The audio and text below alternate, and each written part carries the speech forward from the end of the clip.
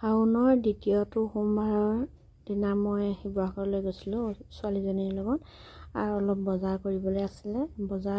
আমি ঘৰৰ পৰা যাওঁতে দেৰি হয়, 3:30-2:30মান বজাত আমি শিৱদৌলত সোমাইছিলোঁ আৰু সেইদিনা সোমবাৰ আছিল বাবে বহুতো শিৱ ভক্তই আহি পূজা অৰ্চনা কৰি গৈছিল।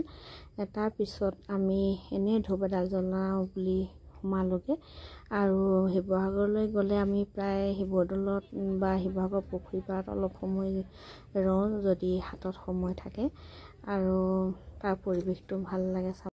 ছোৱালীজনীয়ে মই ধূপ জ্বলাই চাৰিওফালে এপাক ঘূৰিম বুলি ভাবিলোঁ, কিন্তু বেছি ৰ'দ দিয়াৰ বাবে আমি অকল ছাঁ হৈ থকাৰ ফালে এপাক ঘূৰিলোঁ।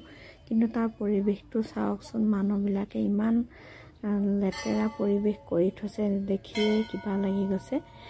ধূপ বন্তিবোৰ যিদৰে জ্বলাইছে সেইখিনি বাৰু একো ক'বলৈ নাই। তাৰ কাষত ধূপৰ পেকেটবোৰ বা কিবা পায়স খাইছিলে নেকি, বাতিবোৰ পৰি আছে। তাৰ পৰিৱেশটো দেখিবলৈ বহুত লেতেৰা লাগিছে আৰু এইবোৰ কমিটিক দুখ দিও লাভ নাই, তেওঁলোকেনো কিমান চাফা কৰিব। এইবোৰ আমি নিজেই সতৰ্ক হ'ব লাগিব এইবোৰৰ ওপৰত। এইবোৰ যদি ইয়াত নেপেলাই আমি ডাষ্টবিনত পেলাওঁ তেতিয়াও দেখিবলৈ অলপ ভাল হয়। আৰু বাহিৰৰ পৰা অহা মানুহে এনেকুৱা পৰিৱেশ দেখিলে মানুহখিনিক, শিৱসাগৰবাসী মানুহখিনিকে নে কি বুলি ভাবিব। বহুত ওপৰত জ্বলোৱা চাকিখিনিয়ে ৱালখন ক'লা কৰি পেলাইছে আৰু তলৰখিনি কাৰেণ্টৰ কেবুলখিনিৰ ওচৰতে চাকিখিনি জ্বলোৱা দেখিয়ে ভয় লাগিছে কিবা অঘটন হয় বুলি।